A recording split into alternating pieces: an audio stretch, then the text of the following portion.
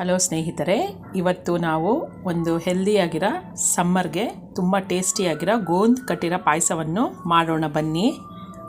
ಇದಕ್ಕೆ ಬೇಕಾಗಿರುವ ಸಾಮಗ್ರಿಗಳು ಹೀಗಿವೆ: ಬಾದಾಮಿ ಪೌಡರ್ ಮತ್ತು ಹಾಲು, ಇದು ಬಂದು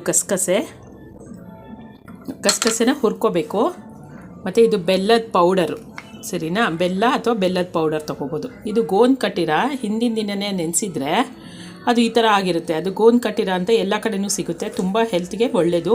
ಹೀಟ್ ಏನಾರಾಗಿದ್ದರೆ ಅದನ್ನು ರೆಡ್ಯೂಸ್ ಮಾಡುತ್ತೆ. ಈ ಸಮ್ಮರ್ಗಂತೂ ಹೇಳಿ ಮಾಡಿಸಿರೋ ಒಂದು ರೆಸಿಪಿ ಅದು, ಮತ್ತು ಸಿಹಿಯಾಗಿಯೂ ಇರುತ್ತೆ. ಬನ್ನಿ ಮಾಡೋದು ನೋಡೋಣ. ಮೊದಲಿಗೆ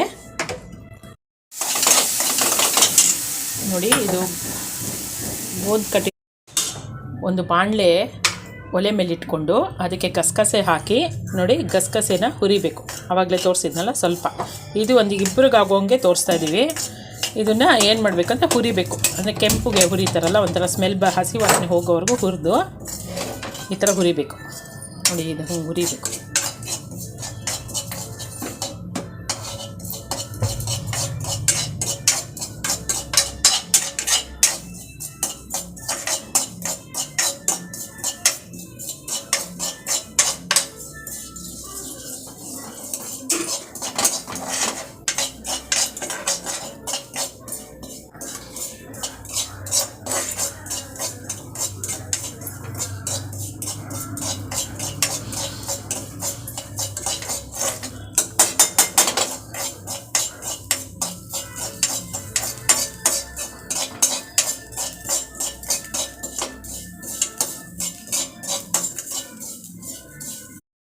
ನೋಡಿ, ಇವಾಗ ಗೋಂದ್ ಕಟ್ಟಿರೋನ ತುಪ್ಪ ಹಾಕಿ ಹುರ್ಕೊಳ್ತಾ ಇದ್ದೀವಿ.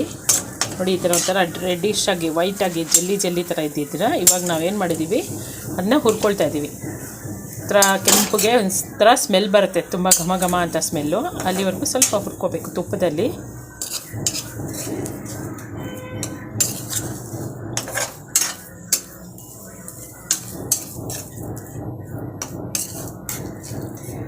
ಇದಕ್ಕೆ ಮುಂಚೆ ನಾವು ಗಸಗಸೆನ ಕೆಂಪು ಹುರ್ಕೊಂಡು ಅದನ್ನು ಪಕ್ಕಕ್ಕೆ ಎತ್ತಿಟ್ಕೊಂಡಿದ್ದೀವಿ. ಅದಕ್ಕೇ ನಾವು ಗೋಂದ್ ಕಟ್ಟಿರೋ ನೆನೆಸಿರೋದನ್ನ ಹಾಕಿ ಅದಕ್ಕೆ ಸ್ವಲ್ಪ ತುಪ್ಪವನ್ನು ಹಾಕಿಬಿಟ್ಟು ಬಾಡಿಸ್ತಾ ಇದ್ದೀವಿ. ಅಂದರೆ ಒಂಥರ ಡ್ರೈ ಆಗ್ತಾ ಇರಬೇಕದು, ಒಂಥರ ಕೆಂಪುಗೆ ಬರುತ್ತೆ, ಒಂಥರ ಸ್ಮೆಲ್ಲು ಚೆನ್ನಾಗಿರುತ್ತೆ. ಇವಾಗ ಇದಕ್ಕೆ ಹಾಲು, ಕಾಯಿಸಿರೋ ಹಾಲಾದರೂ ಆಯಿತು ಅಥವಾ ಹಸಿ ಹಾಲಾದರೂ ಆಯಿತು ಹಾಕಿದ್ರೆ ಹಾಕಬೇಕು. ಟೋನ್ಡ್ ಮಿಲ್ಕ್ ಅಂತ ಬರುತ್ತಲ್ಲ ಅದು, ಅಥವಾ ಯಾವುದಾದ್ರೂ ನಿಮಗೆ ಯಾವ್ದು